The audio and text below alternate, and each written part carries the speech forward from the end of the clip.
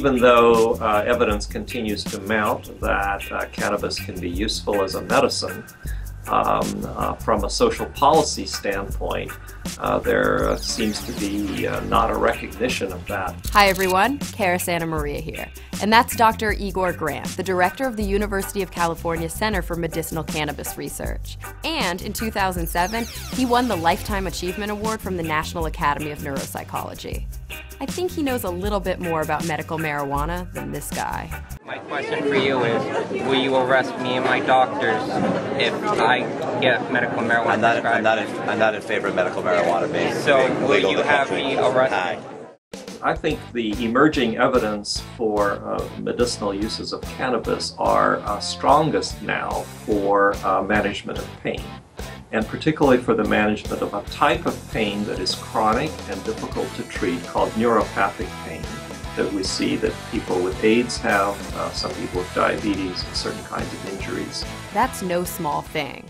And we know that marijuana controls nausea and vomiting and increases appetite. This helps not only HIV and AIDS patients, but also those with dramatic weight loss due to cancer treatments like chemotherapy.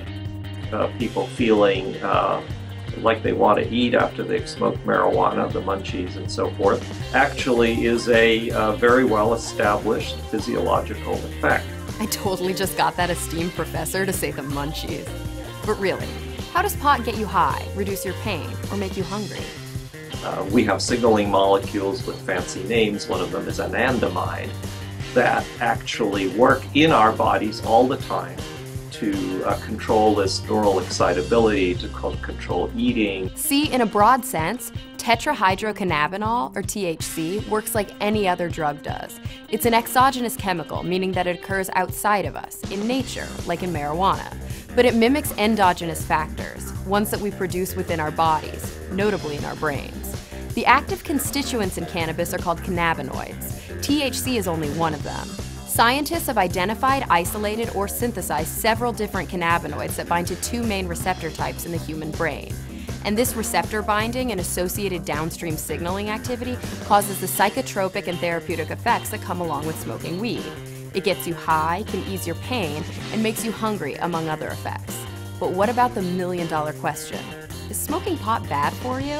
For typical adults who are using marijuana modestly, there don't seem to be very many biological or medical consequences. Well, there you have it. So why is it still illegal? Attempting to make this issue black and white sounds pretty political to me, not very scientific. I think there is a social concern that is legitimate, but it shouldn't trump the medical aspects either. Well, he has to be diplomatic, but I don't.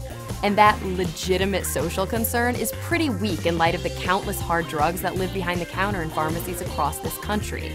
If the science shows that there's a medical need for marijuana, I firmly believe that it should be made available to patients who are suffering.